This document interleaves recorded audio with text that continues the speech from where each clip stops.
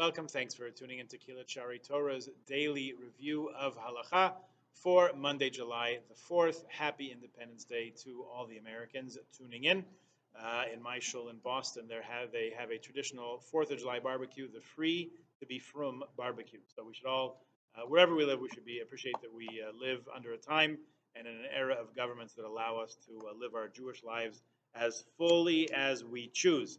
Let's talk a little bit today. The next topic in the Sefer here has to do with the repetition of the Amida. Chazarat Hashatz. Chazarat, the repetition of the Shatz, is an abbreviation. Shin Tzadik is an abbreviation for Shliach Tzibur, the emissary of the congregation. So let's talk a little bit about that and see what we should be mindful of in the listening to the repetition of the Amida, which happens when we have a minyan in Shul. The repetition of the Amida, Chazarat Hashatz, was originally instituted for the Chazan, for the cantor, the prayer leader, to be motzei, to fulfill the obligation for those congregants who could not daven on their own. Today, we are all capable of davening on our own because you're allowed to daven in the vernacular, whatever language you understand, and we have, thankfully, printed, actually a choice of printed Sidurim and Machzurim. So there's no one who has the excuse of not knowing how to daven. It used to be you had to know the prayers and know them by heart and perhaps even in Hebrew.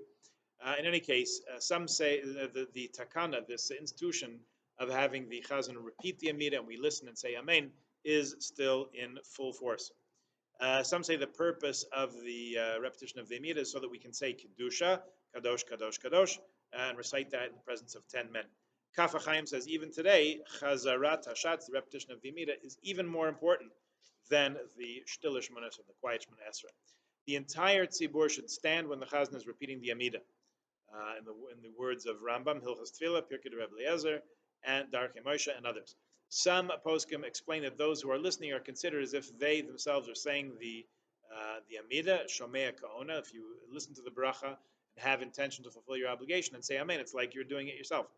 Others are of the opinion that you may sit during repetition of the Amida. This is a minority view. A Ben Torah, someone who takes these things seriously, should make an effort to stand during the repetition. Older people who are not 100% healthy may certainly sit. Those who have the custom to sit at the repetition of the Amida should do so only after the bracha of Hakel Kadosh, the third bracha. One may sit when the chazan is reciting long piyutim, as is the common practice on Yamim Noraim. So when there's those piyutim, when we don't necessarily have the aron open on the high holidays, you can certainly sit. And there are those piyutim in other congregations. They say them on other special Shabbatot, other holidays also.